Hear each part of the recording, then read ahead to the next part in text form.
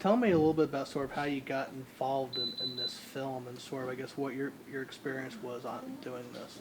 Well, a friend of mine, Virginia Newcomb, who is actually one of the associate producers of the film, uh, we had just been friends over the years, and we had kind of, I guess, because of a lot of events we had been a part of, she had became aware of my improv nature, just being able to make up stuff kind of on the spot. So she suggested that I audition for this film, this all improv film. So at the time of the audition, I was, I think, one of the last characters to be cast in the movie. So the Saturday that I auditioned was the Saturday before the film started to shoot. So when I went and auditioned with her, one of the things that she told me was, whoever they think Jimmy is not you. But I think you ought to be in the movie, so just act like yourself. So that kind of played into the film being all improv. She felt that I would fit into this cast of characters, and so it turns out she was right. Hmm. Well, obviously, I know you've been acting for a little while now. Obviously, it's a bit of a different situation. This being sort of your first kind of bigger movie was obviously sort of, more prominent stars. What was that experience working with people like Mark Maron and Michaela Watkins and people like that? It was amazing. So I don't watch a lot of TV. Well, I don't watch TV, so I didn't know that they were like as big of stars as they were. I had heard of Mark Maron and I knew about the WTF podcast, but I really didn't know about like Glow and all the other shows. So I really didn't know how nervous I was supposed to be. So it was super cool. Like it was like for 12 days, I was only on script for 4 days, on set for 4 days. But it was just like hanging out and say, hey, Lynn Shelton would explain the beat. We were all walking here, and he would say, hey, just make up what you think your character would say. And so the hardest part was not laughing at Mark. Because there are scenes where I just got to stand there and act as if what he's saying is not hilarious. But in the back of my mind, I'm thinking, like you don't want to mess up the whole shot, because if you start laughing, it's okay, cut, take, we got to do it again. So, but it was great, though. Everybody was supportive. But I guess the most memorable part of it is them allowing me to just make up stuff like they were doing. Because, like by the third or fourth day, and I had started Googling them, I realized, I was glad on the fourth day I didn't have any lines. Because I think I figured out how nervous I was supposed to be, and I was just able to just kind of stand there. But at first, it was like, okay, what do we do? And they was like, okay, action. And then Lynn would say, hey, that's good, we'll take, we'll keep that, and then we'll go to the next scene. Well, obviously, this was important to me just, being from Birmingham. Obviously, anytime a movie is shot here, that's kind of I think a lot of people can take a lot of pride in something like that. I guess for you, what do you feel like the city of Birmingham or the different parts of Birmingham that were shot, how does that play a part in sort of this movie, this story? I love that the film shows, I guess, the parts of Birmingham that if you live here, you see, right? Like it's not like the downtown skyline, and a lot of times, Birmingham is a spread out town.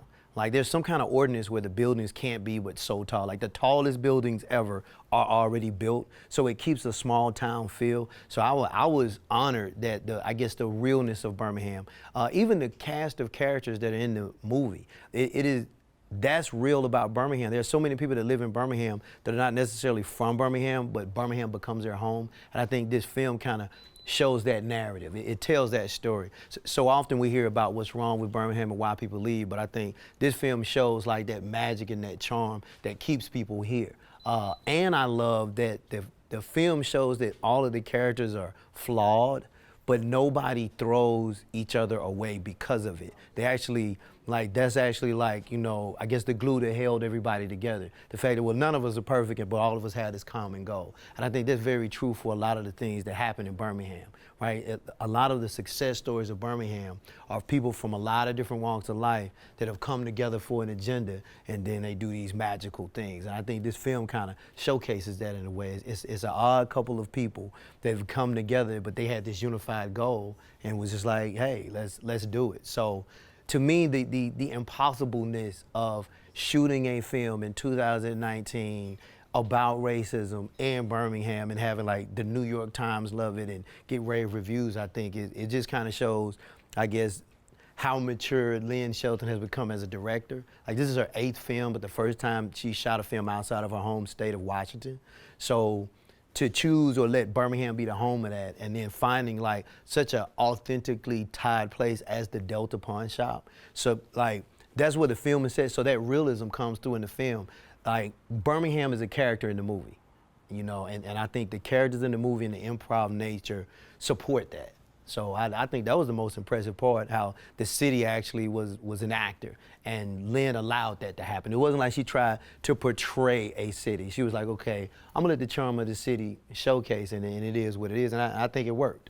You brought up something really interesting in terms of like the film's been getting, slow but sure sort of viewership, and obviously a lot of publications like the New York Times have, sung its praises and all this. What do you feel like it is about the film that is kind of slowly kind of gaining an audience and gaining all this positivity?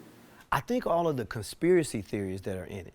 Like the film talks about several things that we've heard about, but you've never really seen talk about in a film set in modern times. So like, for example, there's not to give too much away, but I'll go see it. But the way she presents like the flat earth, it's not presented as a ridiculous idea. The way they present like somebody seeing ghosts, it's not presented as a ridiculous idea. And then like the most ridiculous thing in the film, the sword and how it proves that the South won the war. Like if you watch the interviews, that's the conspiracy theory they have to tell people isn't true. They say, wait a minute, the sword isn't real. Like this is a comedy. And so to me, I think that's part of the magical thing, how they put all of those conspiracy theories in the film. And then how being wrong about certain people, because the film is about drug addiction. So with drug addiction being such a real problem, showing how like Lynn actually, I think it's amazing. This is one of the first time I think she's been in one of her own films, and she took on the role of a recovering drug addict. I mean, that's a powerful thing to try to direct yourself in a film and bring such a serious topic to a comedy, and I think she pulled it off.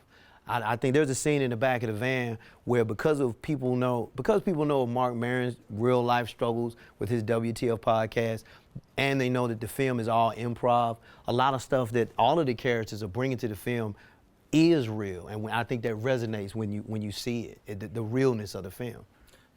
It seems like the last maybe 10, 15 years, like there's been more film and TV productions that have been moving to the South. A lot of films are shot in Atlanta, for example, as opposed to California and New York. I guess for your perspective, and I know, people like you who act and are involved in creative things would like to see more movies. I guess what would you say is the importance of Birmingham being sort of a place where people can make movies or make TV shows, as seen in this last movie?